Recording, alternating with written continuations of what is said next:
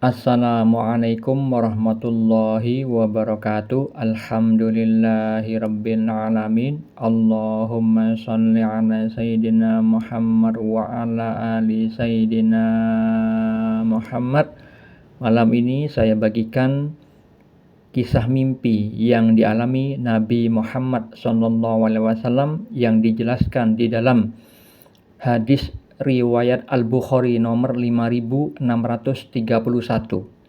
Beliau bersabda, "Aku tadi malam bermimpi ada dua orang yang membawaku. Keduanya berkata, 'Dan yang kamu lihat seseorang yang dirobek-robek mulutnya adalah seorang pendusta yang selalu berbicara dengan kedustaannya hingga dibawanya sampai ke ufuk cakrawala sana. Dan ia selalu seperti itu hingga datang hari kiamat.'" Mimpi tersebut ada kaitannya dengan sabda beliau di dalam hadis riwayat Muslim.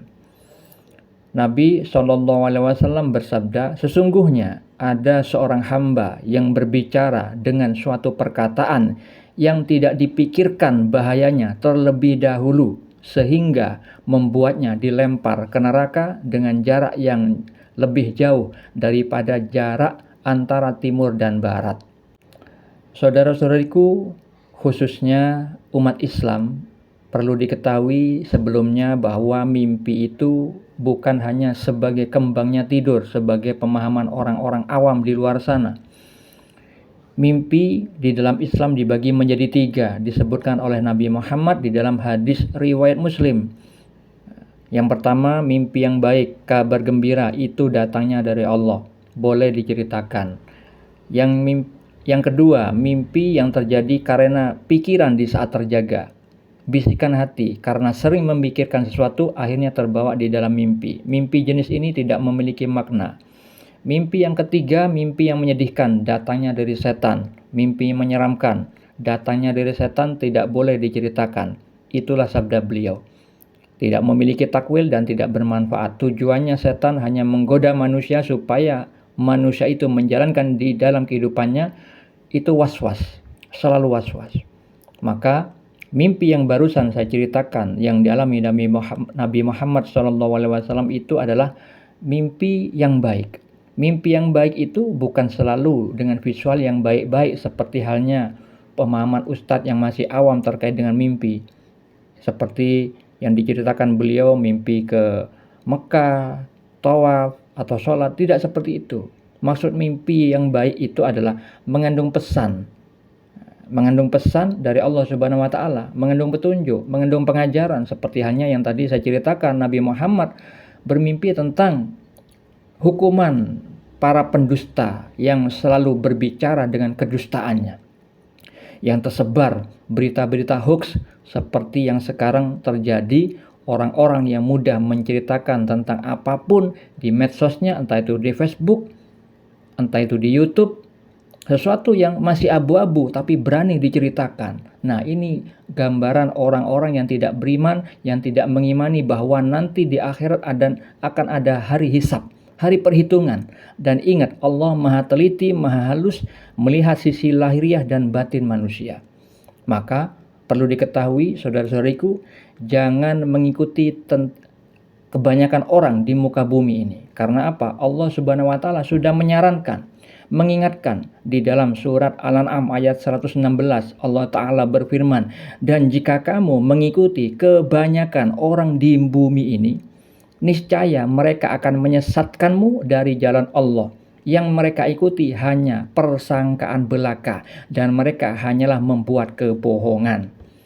Jadi kebanyakan orang di muka bumi ini adalah orang awam. Orang yang memiliki ilmu tapi gak jelas ilmunya. Belum tentu tentang ilmu kebenaran hakiki, melainkan hanya persangkaan belaga, mengira-ngira, menduga-duga karena katanya, dan itu pun mendengar dari orang yang gak jelas ilmunya. Itulah sering membuat kebohongan, tidak percaya kepada Allah. Pada hakikatnya seperti itu. Karena apa? Berani betul berbicara tentang suatu hal yang tidak dimilikinya, sesuatu yang tidak dikuasainya. Katanya Allah maha melihat, tapi ternyata dia lalai dari asma Allah yang maha melihat. Berani berkata-kata. Maka ingat, seorang ulama Syekh Abdul Aziz bin Abdullah bin Bas rahimahullah berkata, berbicara tentang Allah tanpa ilmu termasuk perkara terbesar yang diharamkan oleh Allah. Bahkan hal itu disebutkan lebih tinggi daripada kedudukan syirik.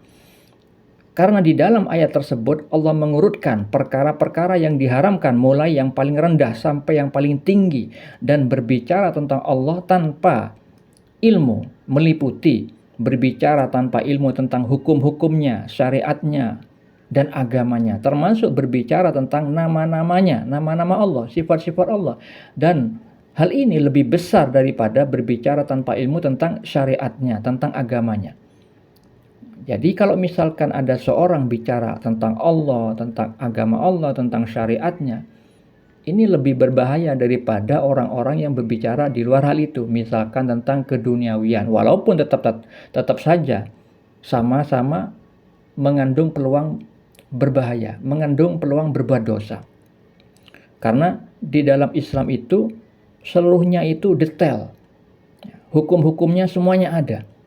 Bicara apapun kita harus mengetahui tentang kebenaran hakiki. Jangan sampai kita tergolong kepada orang-orang yang mudah berbicara, yang mudah nge-share, mudah membagikan sesuatu yang dari katanya orang.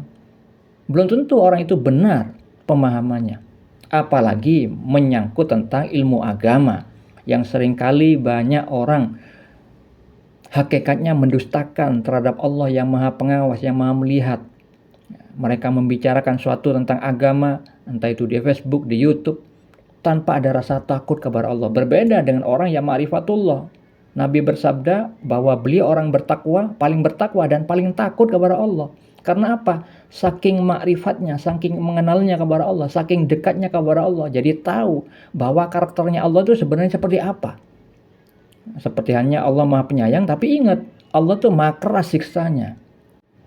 Seperti mimpi yang tadi sudah saya ceritakan, Allah memperlihatkan kepada Nabi Muhammad tentang dosa seorang pendusta yang mudah berbicara, yang suka berbicara lalu disebarkan kepada orang lain, mempelopori suatu keburukan.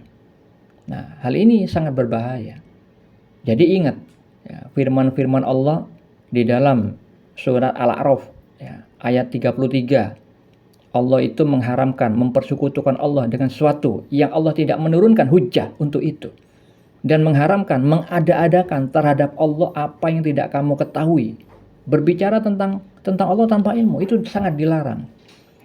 Maka Imam Ali bin Abil Izzi Al-Hanafi rahimahullah berkata, barang siapa berbicara tanpa ilmu, maka sesungguhnya dia hanyalah mengikuti hawa nafsunya. Nah, ini terkait dengan firman Allah di dalam surat Al-Qasas ayat 50. Allah Ta'ala berfirman, dan siapakah yang lebih sesat daripada orang yang mengikuti hawa nafsunya dengan tidak mendapat petunjuk dari Allah sedikit pun. Ingatlah firman Allah di dalam surat Al-Isra ayat 36. Allah Ta'ala berfirman, dan janganlah kamu mengikuti apa yang kamu tidak mempunyai pengetahuan tentangnya. Sesungguhnya pendengaran, penglihatan, dan hati, semuanya itu akan dimintai pertanggungan jawabnya. Dan di dalam hadis riwayat Muslim, Rasulullah bersabda, ada 3 hal yang dibenci oleh Allah Subhanahu wa Ta'ala. Salah satunya menceritakan sesuatu yang tidak jelas sumbernya. Oleh karena itu, beliau mengingatkan akan dosa besar terhadap hal itu, yaitu tadi bahwa ada orang berkata yang tidak dipikirkan dahulu dampak bahayanya sehingga membuat dirinya dilempar ke neraka dengan jarak lebih jauh daripada jarak antara timur dan barat. Bayangkan, timur dan barat itu bagaimana cara ngukurnya? Nggak bisa. Maka hati-hati saudaraku. Nah, di dalam kitab Al-Mawaqi' wal Mukhatabat milik wali Allah, Allah mengabarkan tentang neraka. Di dalam neraka itu juga segala apa yang mungkin terlintas dalam ingatan dan pemikiran, sedangkan kenyataannya kesemuanya itu jauh lebih besar lagi. Maknanya, kengerian keadaan neraka dan pedihnya hukuman-hukumannya Allah lakukan di sana jauh lebih besar dari yang diperkirakan oleh manusia. Jadi hati-hati, jangan sampai suka atau hobi mengatakan sesuatu yang tidak diketahui tentang kebenaran hakikinya. Semoga bermanfaat. Assalamualaikum warahmatullahi